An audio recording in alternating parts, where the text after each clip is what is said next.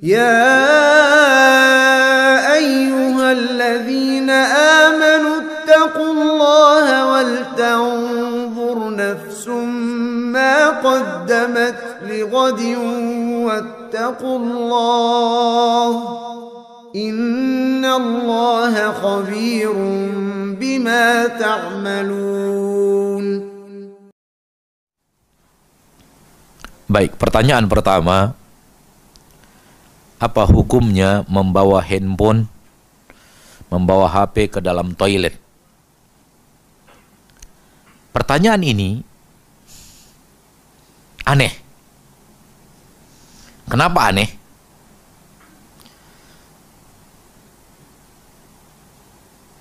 Ini bendanya.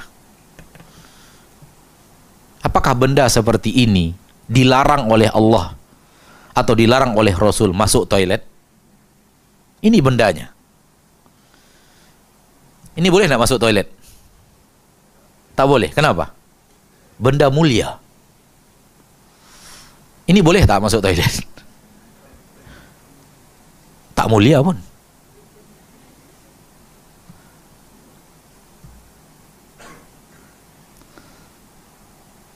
Tahulah kita jawabannya apa? Boleh. Kenapa timbul pertanyaan? Datang pertanyaan tadi karena manusia terlalu cerdas. Kadang kecerdasan dia membuat dia bingung. Apa dia kata? Dia kata di dalamnya ada Al-Quran, Ustaz. Ya kan? Tayyib. Qul huwallahu ahad ada nggak dalam diri Anda? Surat Al-Ikhlas, Qul huwallahu ahad, Allahu samad, lam yalid wa lam yulad wa lam yakul lahu. Ada nggak dalam hafalan-hafalan antum? Ada? Kenapa masuk toilet? Kalau ada di dalam hafalan handphone, sama dalam hafalan antum. Mungkin antum yang ada hafal Al-Quran 2 juz, 3 juz, 10 juz, atau 30 juz. Kalau Al-Quran yang ada dalam handphone, dalam HP, tak boleh masuk toilet, penghafal Al-Quran tak ada yang boleh masuk toilet satupun. Taib? Jadi kadang-kadang kita membuat perkiraan sendiri, perhitungan sendiri, dan jawaban, cari jawabannya. Padahal yang tidak boleh masuk toilet adalah sesuatu yang mengandung kalimat Allah. Itu yang kita tahu di dalam sunnah Nabi SAW. Kalimat Allah, lafzul jalalah, tidak boleh dibawa toilet. Muhammadur Rasulullah. Khatam Nabi ada tulisan Muhammad Rasulullah. Rasul tidak mau masukkan ke toilet. Apa namanya? Dicopot dulu, dibuka dulu, dicabut, ditaruh di luar baru masuk toilet. Kenapa? Ada tulisan mulia Allah. Nggak ada. Ustadz, saya ada wallpapernya, ada tulisan Allah. Hapus wallpaper itu.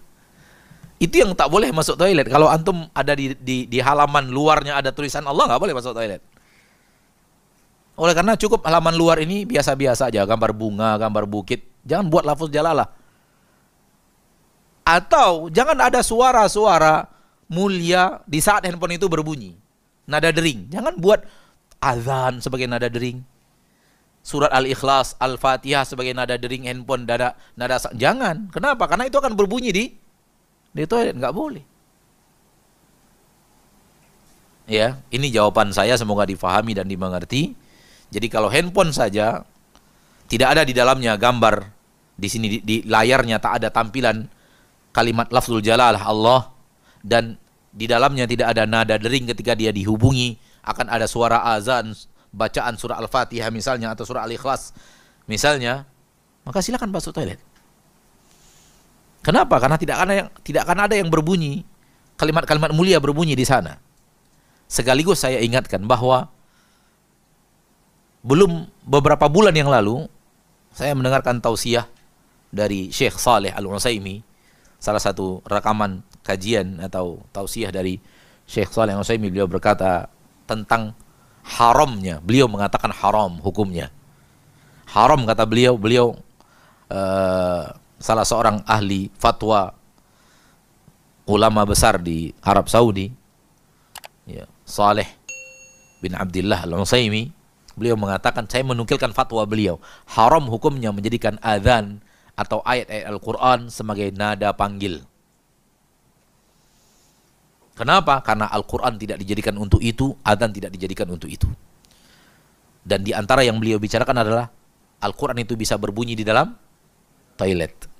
Adzan itu bisa berbunyi dalam toilet, Al-Quran itu bisa berbunyi dalam toilet. Namun beliau lebih menekankan kepada bahasan bahwa Al-Quran tidak dijadikan untuk nada sambung, nada panggil. Adzan tidak dijadikan Allah untuk nada panggil. Adzan untuk dijadikan Allah untuk mengingatkan manusia akan masuknya waktu salat, bukan untuk nada panggil. Wallahu ta'ala a'la wa a'lam. Ini jawaban saya. Maka ketika tidak ada suara yang akan keluar dari handphone di dalam toilet, dan tidak ada lafaz-lafaz mulia tampak dan tampil di handphone di dalam toilet, maka tak ada larangan untuk membawa toilet itu masuk membawa handphone itu masuk ke dalam toilet. Maka Al-Quran yang ada tersimpan di memori handphone itu sama dengan hafalan Al-Quran yang tersimpan di dalam memori seorang hamba, seorang manusia. Dengannya Allah izinkan dia untuk masuk ke dalam toilet, asal jangan dibacakan dan ditampilkan dan disuarakan. Wallahu ta'ala a'la wa a'lam.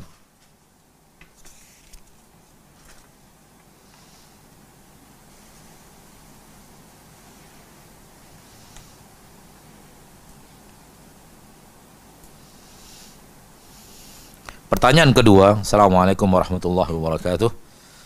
Waalaikumsalam warahmatullahi wabarakatuh. Bagaimana membatasi usaha kita sebagai manusia untuk mencapai apa yang kita cita-citakan dalam hal urusan duniawi, dalam hal urusan pekerjaan, bahwa sejatinya semua yang nanti akan terjadi sudah digariskan oleh Allah Subhanahu wa ta'ala.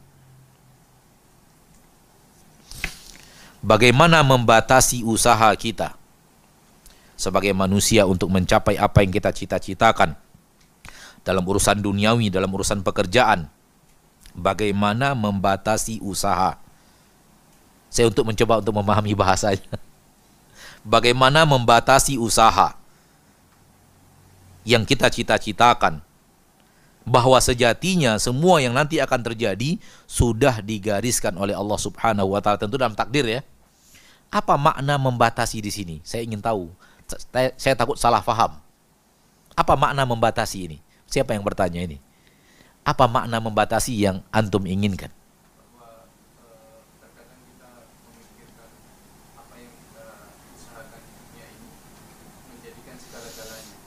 Bahwa di balik itu semua apa yang terkadang kita memikirkan pekerjaan itu kita harus berusaha semaksimal mungkin untuk membatasi ini maksudnya apa? Membatasi tak perlu harus semangat sekali gitu, tak perlu harus kita harus sekuat tenaga untuk mencapai. Baik. Saya takut salah paham. Saya takut salah paham. Bismillah. Mungkin pertanyaannya adalah, apakah boleh kita maksimal sekuat tenaga di dalam melakukan usaha-usaha untuk mencapai cita-cita duniawi? Lalu bagaimana dengan segala-galanya sudah diatur oleh Allah di dalam takdir, gitu kan? Betul tidak? Baik.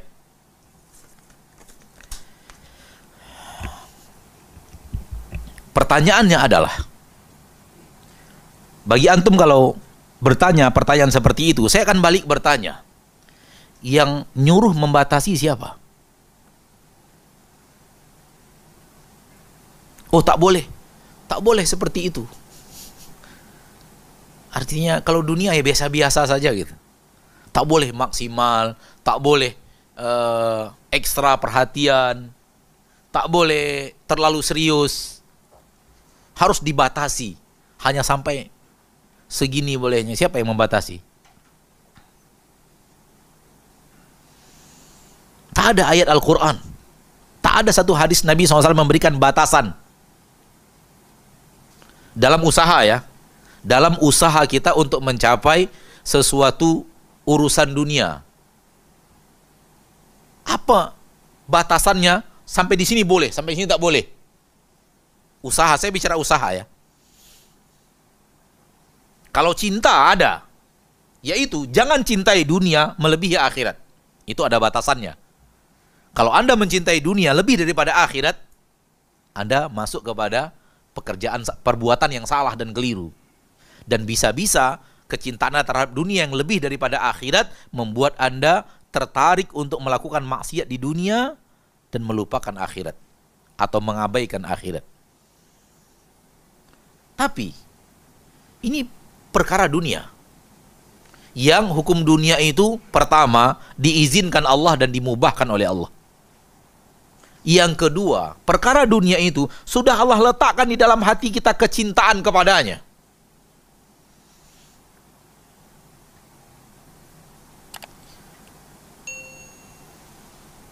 Allah telah menciptakan di dalam hati kita kecintaan kepada dunia dan perhiasannya.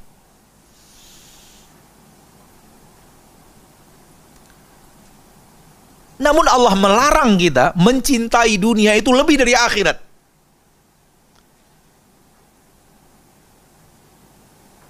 Subhanallah, para sahabat Nabi SAW pergi berdagang berbulan-bulan baru balik ke Madinah.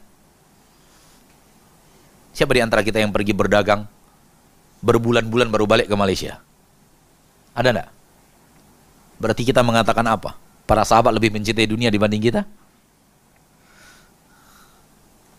Umar, Abu Bakar, Abdurrahman bin Auf, Uthman bin Affan terkenal dengan safar mereka, pergi berdagang, balik lagi.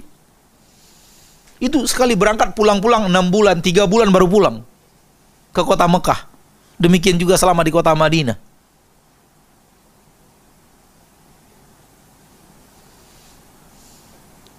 Saya ingin mengatakan begini, selagi tidak ada batasan syariat, berarti Allah tidak memberikan batasan.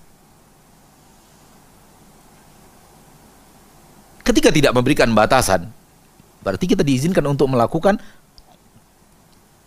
kalau selagi itu suatu hal yang sifatnya halal. Saya boleh berbisnis Ustaz dengan keuntungan yang saya usahakan, saya cita-citakan keuntungannya 1 juta ringgit, boleh. 10 juta ringgit boleh. 100 juta ringgit boleh. Siapa yang menghalangi?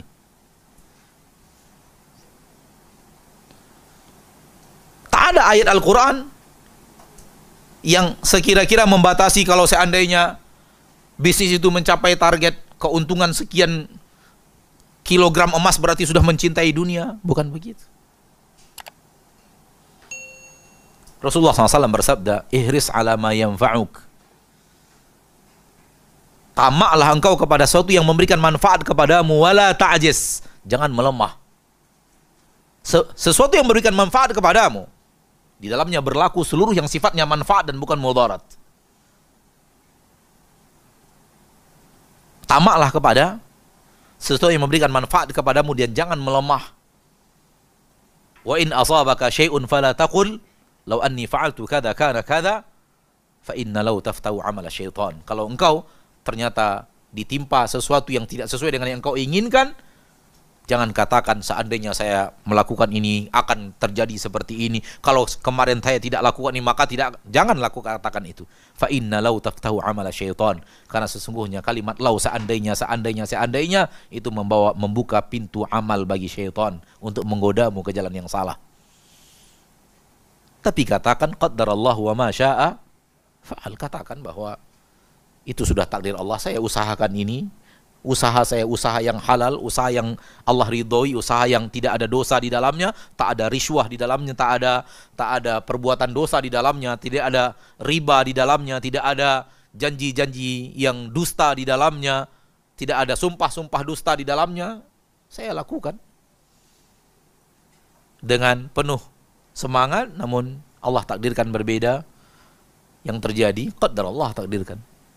Namun untuk melakukan semua yang bermanfaat, Nabi mengatakan, ya, ihris, tamaklah engkau kepada sesuatu yang memberikan manfaat kepadamu, wala ta'jaz, jangan melemah.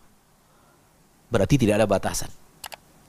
Kalau boleh dikatakan batasan, batasannya adalah halal dan haram. Batasannya adalah halal dan haram. Nggak ada batasan angka-angka. Mungkin yang anda pahami dalam pertanyaan ini angka-angka mungkin ya. Dunia bolehnya begini, kalau sudah begini namanya hubbud dunia, cinta dunia. Tak ada. Kalau itu yang ditanyakan tak ada. Tapi kalau yang ingin ditanyakan batasan, saya hanya bisa menjawab batasnya itu halal dan haram. Selagi yang Anda lakukan adalah halal, keuntungan 10 juta ringgit silahkan. Selagi yang Anda lakukan yang haram, keuntungannya 1 ringgit haram. Bisa difahami? Bahkan berlaku sebaliknya. Yang Anda lakukan halal, keuntungannya 1 juta ringgit halal. Yang Anda lakukan yang haram, keuntungannya 5 ringgit haram. Berlaku sebaliknya. Kalau Anda lakukan yang halal, keuntungannya 5 ringgit halal. Yang Anda lakukan yang haram, keuntungannya 1 juta ringgit haram. Namun Allah telah memberikan kepada kita kecintaan terhadap dunia. Dan kecintaan itu tak Allah haramkan. Siapapun di antara kita sekarang ditanya, termasuk saya ditanya, kalau Anda diberikan oleh Allah pilihan, keuntungan 5 ringgit, 1 juta ringgit, pilih yang mana? Pasti 1 juta ringgit, itu dah. Tak ada lagi itu. Semua kita sepakat udah itu. Kenapa? Allah sudah jadikan itu kecintaan dalam hati, sifatnya permanen, tak bisa lagi dirubah-rubah. Allah berfirman di dalam Al-Quran surah Ali Imran, Zuyyina linnasi hubbus syahawati minan nisa'i wal banina wal qanatiril muqantarah. Allah berikan kepada manusia kecintaan syahwat kepada anak keturunan, kepada wanita, maksudnya laki-laki kepada wanita, wanita kepada lelaki, dan kepada harta yang melimpah ruah. Allah berikan kepada kalian kecintaan kepada harta yang melimpah ruah. Uthman lebih kaya dari banyak orang kaya di zaman kita sekarang. Tapi Uthman ahli surga. Dan banyak orang kaya di zaman kita sekarang masuk neraka karena kayanya. Karena harta yang dia miliki. Harta yang dia dapatkan. Karena dihasilkan dari hasil yang haram. Sementara Uthman menghasilkan dari hasil yang halal. Dan mereka belanjakan untuk yang haram. Sementara Uthman membelanjakan untuk yang halal. Jadi batasannya hanya halal dan haram, nggak ada yang lain. Halal sedikit bagus, banyak lebih bagus. Haram sedikit buruk, banyak lebih buruk. Pertanggungjawab lebih parah. Jadi urusan dunia, saudaraku, urusan dunia, harta dunia, ya, cita-cita dunia dengan segala harta dunia, tinggal jawab 2 pertanyaan. Kalau 2 pertanyaan ini terjawab dengan baik, nikmati sebanyak apapun. Kalau tidak baik, tinggalkan sebesar apapun.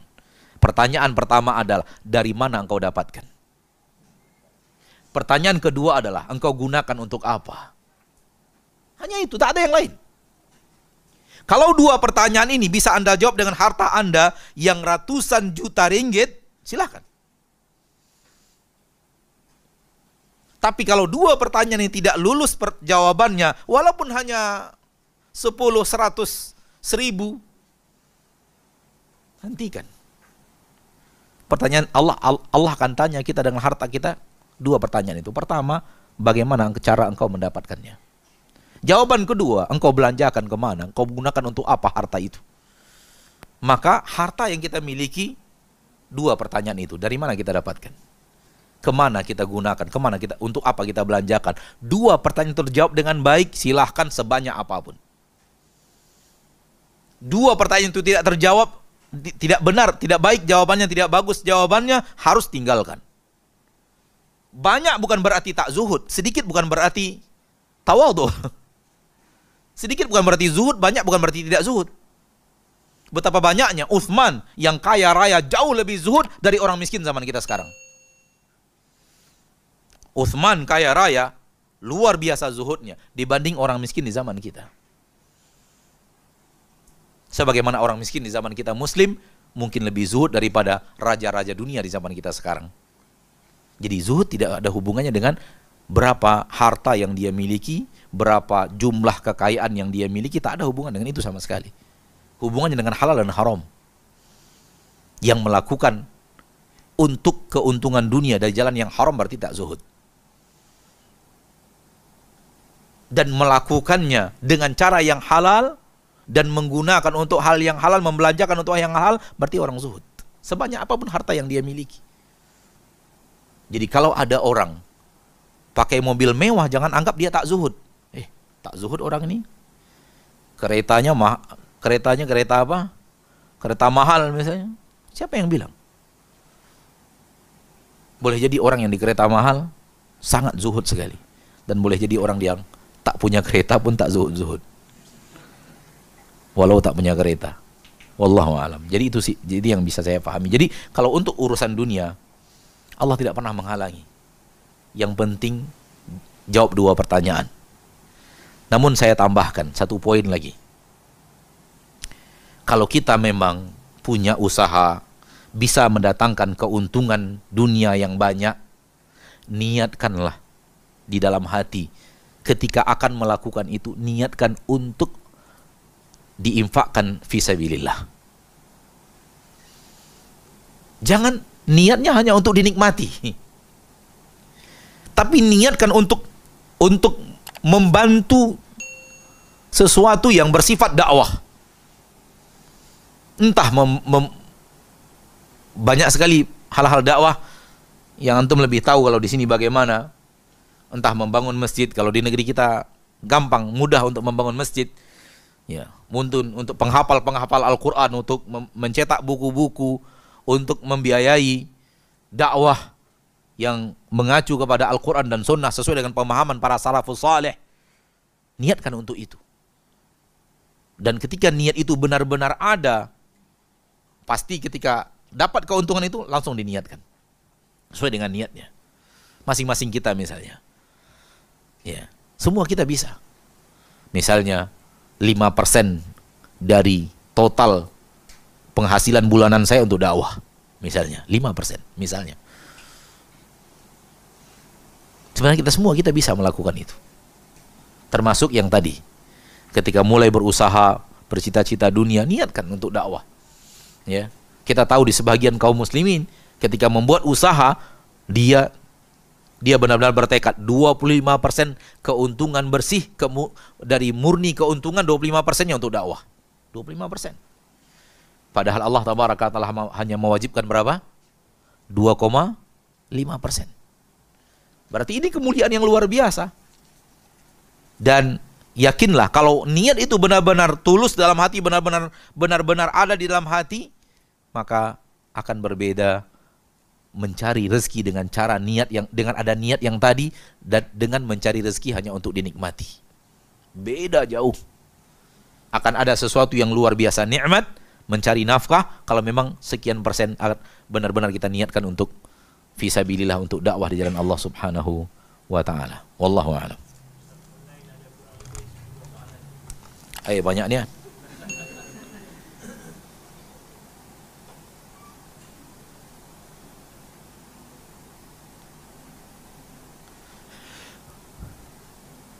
Berkenaan dengan Nabi Yusuf alaihissalam meletakkan bejana minuman ke dalam kendaraan saudaranya, apakah ini dari perintah Allah atau hikmah dan kebijaksanaan Nabi Yusuf alaihissalam? Yang bisa difahami dari Al-Quran adalah dari Allah. Yang bisa difahami, kita ambil pelajaran dari Al-Quran, itu adalah dari Allah. Mari kita buka ayatnya. Banyak yang bertanya-tanya seperti ini, itu ya dari Nabi Yusuf kah atau memang dari Allah tabaraka wa taala? Ada ayat di dalam surat Yusuf itu sendiri yang mengisyaratkan bahwa itu datang dari Allah.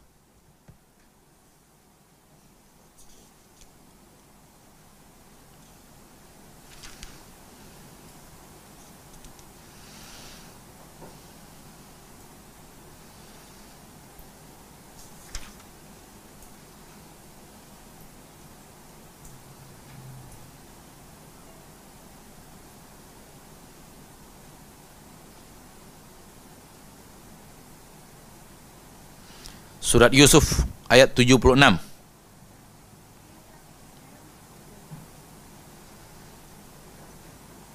Allah berfirman dalam surat Yusuf ayat 76, kadzalika kidna li Yusuf, kadzalika kidna li Yusuf, ma kana liya'khudha akhahu fi dinil maliki illa ayyasha Allah narfa'u darajatin man nasha wa fawqa kulli dhi ilmin alim.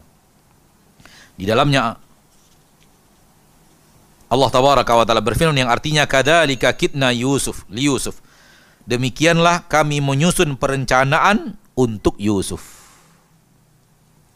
Demikianlah kami telah membuat perencanaan itu untuk Yusuf. Berarti perintah dari Allah Subhanahu wa taala.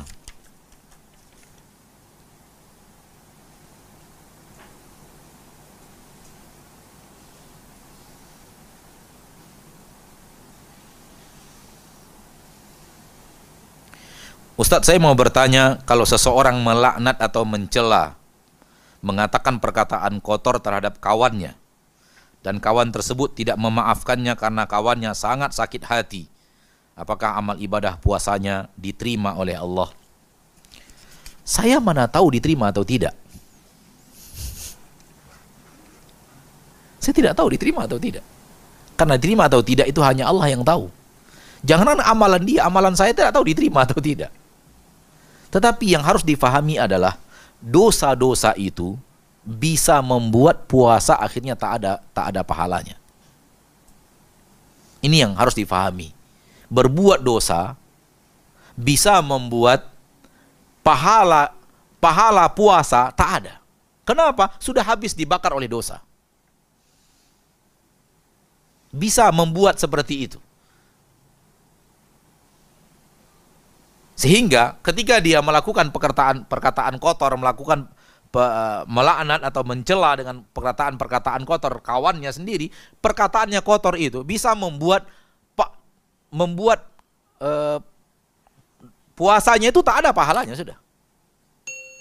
Berlaku dalamnya hadis Nabi SAW, rubba sha'imin laisa lahu min siyami illa al-ju' wal 'atash. Boleh jadi ada orang yang berpuasa, tak ada yang dia dapatkan dari puasanya kecuali hanya lapar, tak ada yang didapatkan dari puasanya kecuali hanya haus atau dahaga. Kenapa? Pahalanya sudah habis. Disebabkan apa? Disebabkan dosa-dosanya. Maka soal diterima tidak diterima itu tak bisa ditanyakan karena masalah gaib. Saya kalau katakan diterima, saya dusta. Kenapa? Dari mana dalilnya saya diterima? Kalau saya katakan tak diterima, dusta juga. Kenapa? Dari mana dalilnya tidak diterima oleh Allah? Itu perkara gaib. Diterima tidak diterimanya ibadah seseorang hanya Allah yang tahu. Kalau saya berani mengatakan diterima, saya dusta. Saya berani mengatakan tak diterima, dusta. Tapi saya berani mengatakan orang yang mencela, orang yang memaki, mencela, mencaci maki orang lain, boleh jadi, mungkin saja dosa-dosanya itu membuat pahala puasanya tidak ada. Atau mengurangi pahala puasanya sehingga dia tak mendapatkan pahalanya secara maksimal. Tapi sebahagian telah dikurangi oleh dosa yang dia lakukan ketika dia sedang berpuasa. Sebuah hadis yang sahih, ya, riwayat Imam Ahmad dan diriwayatkan oleh Imam Tirmidzi, Rasulullah SAW bersabda, "Man lam yada' qaulaz zuri wal 'amala bih falaysa lillahi hajatun fi an yada'a ta'amahu wa syarabah." Barang siapa yang tidak meninggalkan kata-kata dusta dan tidak meninggalkan ucapan atau perbuatan-perbuatan dosa, maka Allah tidak punya hajat ketika dia tinggalkan makanannya dan ketika dia tinggalkan minumannya. Ini yang bisa kita ketahui, ini yang bisa kita sampaikan. Soal diterima tidak diterima, saya tidak bisa berbicara apapun soal itu. Kenapa? Diterima tidak diterima itu urusan gaib, hanya Allah yang tahu. Dan seorang manusia tidak boleh bicara gaib kecuali sesuatu yang ada ayat, sesuatu yang ada hadis berbicara tentangnya dengan nas yang ada di dalam Al-Quran, nas yang ada di dalam hadis. Tanpa itu berbicara gaib adalah dusta. Wallahu a'lam. Nah.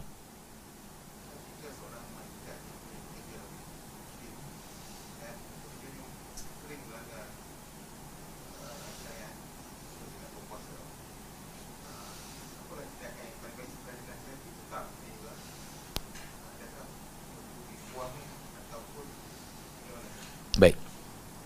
Pertanyaan berikutnya, apabila seorang majikan punya apa tadi? Punya pekerja, pesuruh, dan pesuruhnya ini melakukan dosa dan maksiat, apa yang terbaik? Diberhentikan, dipecat dalam bahasa kami, dibuang, tak bekerjakan lagi, terus datang pekerja lagi, maksiat lagi, buang lagi gitu. Kemudian datang pekerja lagi, maksiat lagi, buang lagi gitu. Kemana kita akan menemukan manusia yang tidak berbuat dosa sekarang ini? Saya tidak mengatakan bahwa silahkan.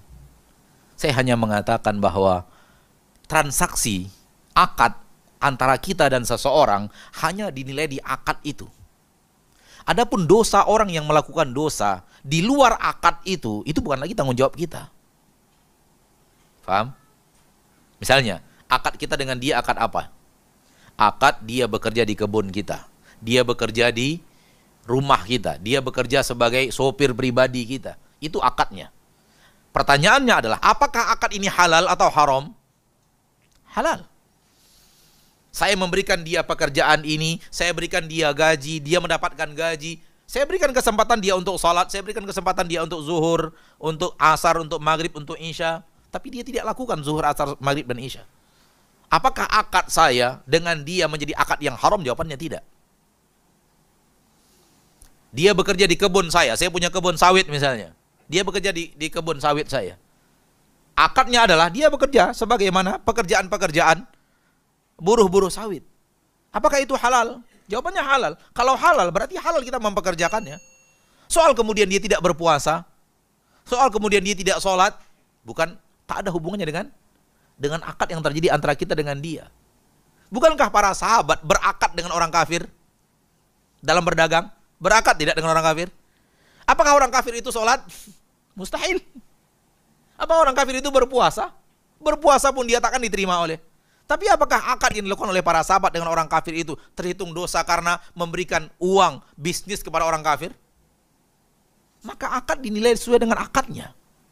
Di luar yang tidak ada hubungan dengan akad itu tidak akan membuat akad itu menjadi cacat, menjadi haram, kecuali di akad itu sendiri terjadi dosa. Contoh, Anda harus lakukan ini, nggak boleh sholat zuhur misalnya. Berarti akadnya sudah ada akad yang mengandung, memiliki unsur dosa, unsur maksiat. Tapi kalau akadnya akad yang bersih daripada maksiat, kemudian orang yang berakad dengan kita tidak melakukan ketaatan, kita tidak berdosa. Dan ketika Umar radhiyallahu taala anhu mempekerjakan orang-orang Yahudi di kebun kurma, orang Yahudi jelas tidak sholat, orang Yahudi jelas berbuat syirik. Dan Amirul Mukminin Umar bin Khattab mempekerjakan mereka di kebun-kebun, di ladang-ladang kurma milik kaum muslimin dan milik Baitul Mal bahkan. Intinya adalah akad dinilai sesuai dengan akad itu sendiri.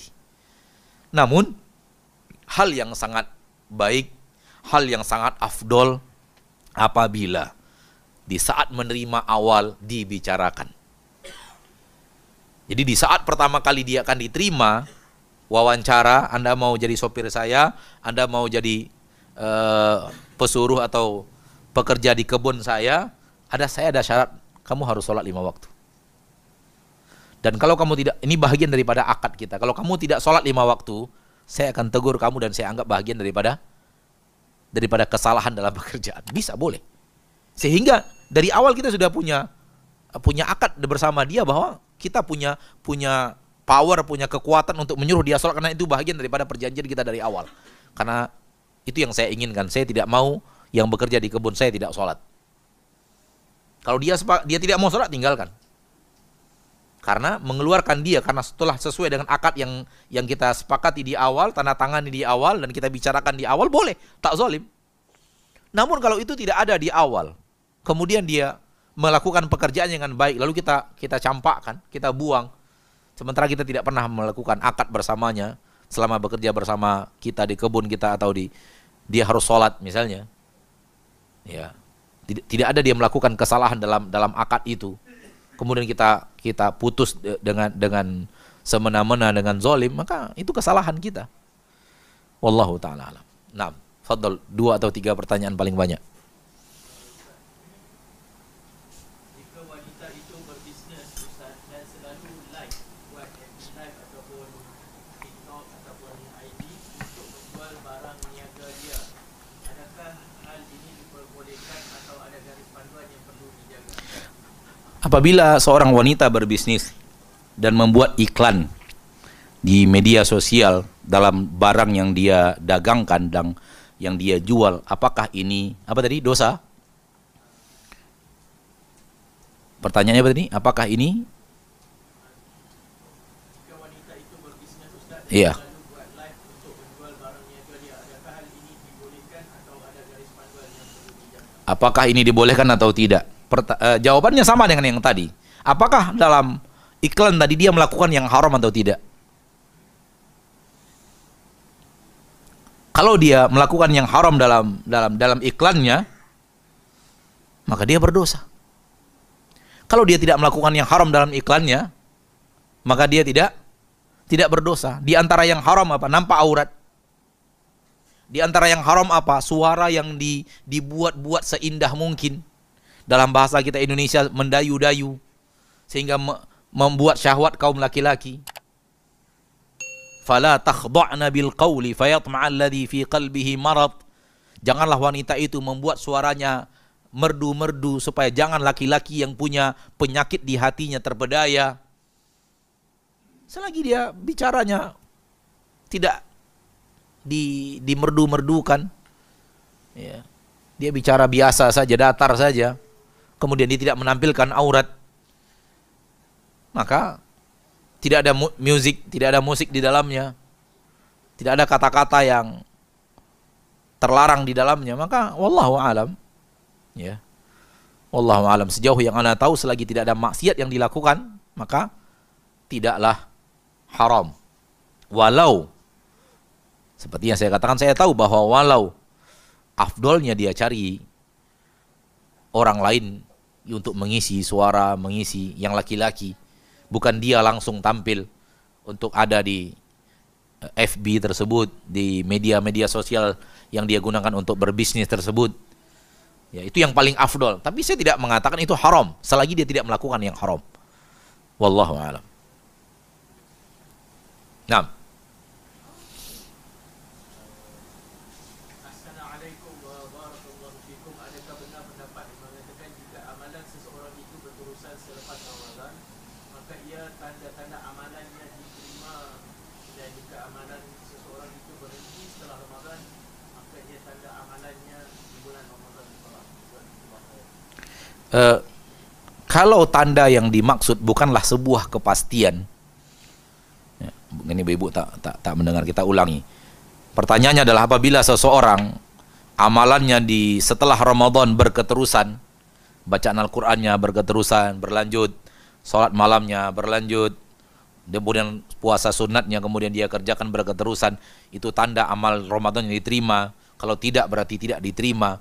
Kalau makna tanda di sini adalah hanya indikasi, tak ada kepastian, ya, maka benar.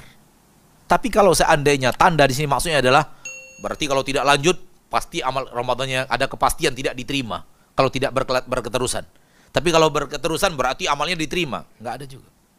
Karena apa ya? Saya katakan tadi bahwa diterima tidak diterimanya amalan seseorang masalah gaib. Namun para ulama berbicara di antara tanda-tanda yang dengannya diharapkan semoga amal ibadah kita diterima adalah bahwa ibadah amal kita di bulan Ramadan mendatangkan kebaikan-kebaikan di luar Ramadan. Di antara kebaikannya apa? Berketerusan, berkelanjutan.